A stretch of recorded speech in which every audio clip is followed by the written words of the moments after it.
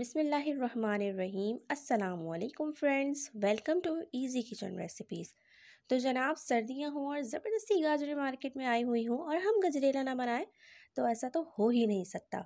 तो आज मैं आप सबके साथ विंटर स्पेशल में परफेक्ट गजरेले की रेसिपी शेयर करूंगी, जो कि ग़िज़ाइयत से भरपूर होता है। छोटे बड़े सभी को खाना पसंद होता है और ये सर्दियों में खाई जाने वाली बेहतरीन स्वीट डिश में शामिल होता है।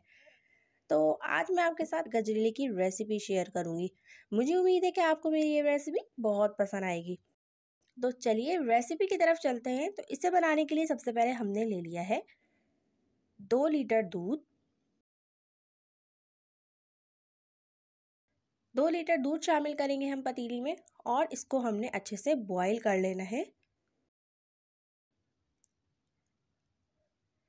तो जैसे ही दूध हमारा बॉईल होगा तो हम इसके अंदर गाजरें शामिल कर देंगे। अच्छा, 1 किलो मैंने गाजरें ली हैं तो उसके हिसाब से 2 किलो दूध हम शामिल करेंगे। तो उसकी डबल क्वांटिटी में हमने दूध लिया है। तो ये देखिए अच्छे से हमारे दूध में बॉयल आ चुका है। अब इसके अंदर हम शामिल करेंगे ग्रेट की हुई गाजरें 1 किलो। तो ये तमाम गाजरें मैंने इसके अंदर शामिल कर दी हैं और इसी के साथ ही अब इसके अंदर हम शामिल करेंगे 5 से 6 अदद छोटी इलायची। तो इलायची ज़रूर शामिल करिएगा क्योंकि इससे बहुत ही ज़बरदस्त खुशबू आती है हमारे गजरेले के अंदर। तो बस जैसे ही इसके अंदर 1 से 2 बॉयल आएंगे हम इसके अंदर चावल शामिल कर देंगे। अच्छा, चावल की क्वांटिटी थोड़ी कम जाती है गजरेले में। जस्ट हमने हाफ कप से भी थोड़े से कम चावल लिए हैं और इनको मैंने पहले से भिगो दिया था आधे घंटे पहले। तो देखिए अच्छे से एक बॉयल आना शुरू हो चुका है इसके अंदर। तो जैसे ही बॉयल आएगा हम इसके अंदर चावल भी साथ ही ऐड कर देंगे। चावलों को लाजमी आपने आधे से 1 घंटे पहले भिगो के रख देना है, फिर इसके अंदर शामिल करना है और हम बस इसको अच्छे से अब पका लेंगे। प्रॉपर हमने इसको टाइम देना है और स्लो फ्लेम पे हमने इसको पकाना है। शुरू में हम इसको तेज़ आंच पे एक बॉयल आने तक पकाएंगे, फिर बाद में हमने इसकी आंच हल्की कर देनी है। इतनी हल्की कर देनी है कि हमारा गजरेला पकता रहे और दूध उबलकर बाहर ना आए। इस तरह से हमने इसको हल्की आंच पे पकाना है।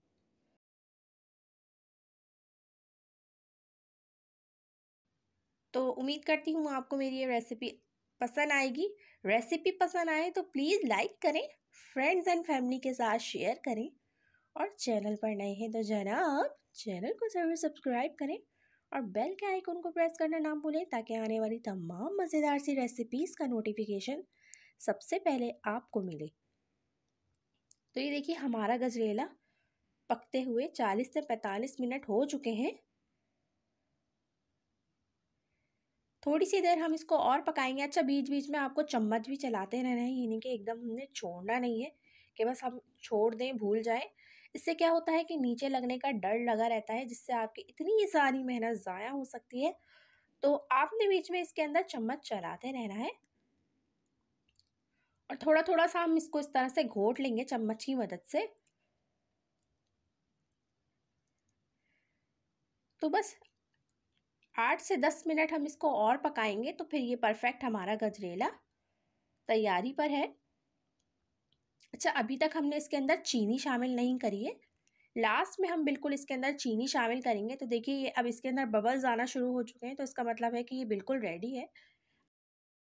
अच्छा, ये पतला नहीं होता है, थोड़ा सा हमने इसको गाढ़ा रखना है। लेकिन अगर आपको थोड़ा सा पतला खाना पसंद है तो आप इस पॉइंट के अंदर इसमें हाफ लीटर मिल्क और शामिल कर सकते हैं। तो ये बिल्कुल परफेक्ट हो जाएगा। अब लास्ट के अंदर इसके अंदर हम शामिल करेंगे चीनी। अच्छा, लास्ट में चीनी डालने का मकसद ये होता है कि हमारा गजरेला नीचे बर्तन में जाके लगता नहीं है। और इसी के साथ ही हम इसके अंदर कुछ कटा हुआ खोपरा, छुहारे शामिल करेंगे और किशमिश शामिल करेंगे।